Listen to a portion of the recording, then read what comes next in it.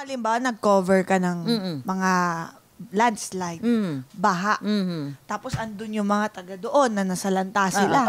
Tapos nakaplakadong make-up ka. Di ba? So parang mali naman din. Ito nga, ito lang recent lang. Pumunta ako sa Cebu. Pumunta ako sa Cebu. Tapos, ito yung Lindol. Ito Lindol, sa Bogo. Sa Bogo. Tapos, nung nasa airport na kami, nag-ano ako ng, sana ako, magli-lipstick sa kakunting pao. So, sa pagtingin ko, ay, wala make-up ko. Naiwan ko yung make-up kit ko. Tapos, sabi ko doon sa researcher ko, alam mo, sa dami nang naiiwan ko, as in, wala talaga. Dala ko lang sunblock. Okay na rin. Tapos sabi niya, bibili tayo. Sabi ko, naku, mukhang wala tayong mabibilan. Kasi late flight na kami last flight na yung, wala na tayong mabibilan. Tapos nasa isip ko na lang, okay na lang. Kasi ang pupuntahan naman namin, Calamidad eh.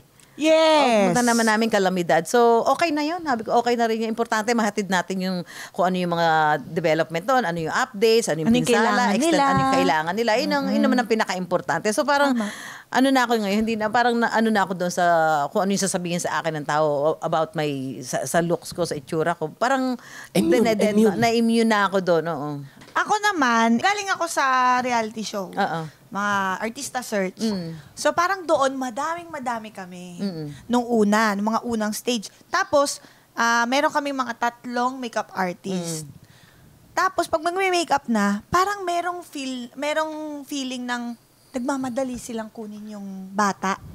Kami. May manok sila, may manok. Yun. Okay, alam ko namang hindi talaga ako pwede makipaglaban sa ganda dati. Alam ko naman yun. Pero parang talaga, ganito.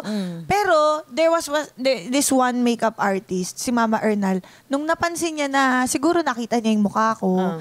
Kasi madami naman nga kami. Pero like yung iba talaga, ito lang ang kinukuha nila lagi. Talagang meron silang paborito. Tapos si Mama Ernal, siya na yung napansin niya ako na naghintay lang ako doon, ganyan. Siya yung kumukuha sa akin, lagi nagme-makeup sa akin. So may ganun namang ding mga tao na wala naman silang favoritism. Pero like it happens, pero di naman masama ang loob ko about it. Ang importante, nakasurvive naman tayo hanggang ngayon, di ba? Isipin mo na lang na merong ibinigay sa'yo si Lord na talento o galing na kung ano man, yun yung mo, pagbutihin mo. Kung saan ka magaling, pagbutihin doon ka. Yes, yun ang ihon mo. And you can't be everything. So, okay lang naman gusto mo magpa-enhance ng face. Yeah. Kung makakaliligaya ka at di ka malalagay sa mga sitwasyon, why not, di ba? At gawin mo to nang masaya ka. Hindi yung masaya sila. Pag inaayos yung ilong mo, dapat nakasmile kang Hindi, ang ibig ko sabihin, dapat gusto mo. Gusto mo dapat, hindi yung gusto lang nila, kaya mo ginawa. Hindi, dapat Iba po. wag mong ipiplease ang ibang tao. Hindi para sa ibang tao, para sa... Tama. Di ba sabi nga, you cannot please everybody. Oo. Lagi may masasabi. But you can please yourself. Yes. So I please parang myself iba yung always. dating ng please yourself sa'yo. Parang iba pag ikaw nagsasabi. Araw-araw. Kaya pasmado ka sobre.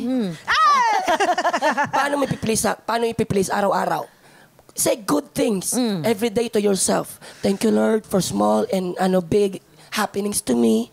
Thank you, Lord. Meron akong nunal, meron akong dimple. Thank you, may maganda akong smile, maganda akong mata. Hindi, saka dyan, di ba? Huwag kang gagawa ng masama sa kapwa mo. Tama. Ay, kasi nga, di ba, yung iba diyang magaganda itsura, yun ang ginagamit nila para makapanlamang sa kapwa.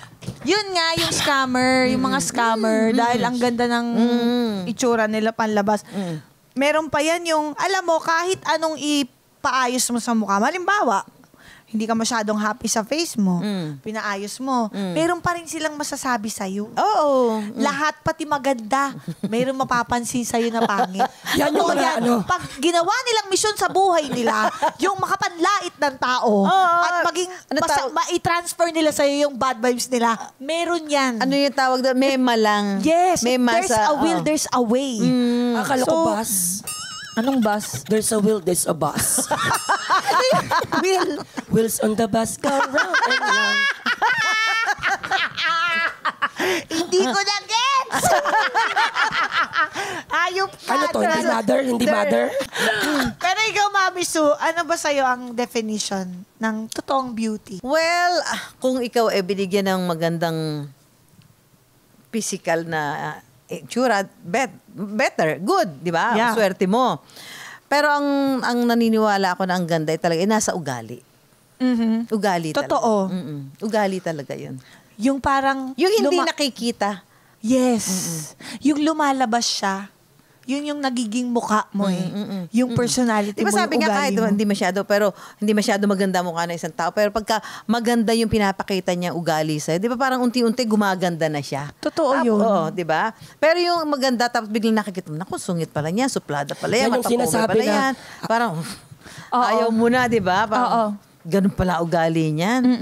Pero kami, Mami Sue, hangang-hanga kami sa iyong mga pinagmulan. Totoo Kaya po. para sa amin, kung isa kang Disney princess, ikaw si Mulan. Yay! The flower that bloomed Oh, yeah. in adversity. The most beautiful and rarest No, of all. thank you naman. I love it. Yes, thank you naman. Salamat. Binigay mong pagkilala. Matawa mo saya.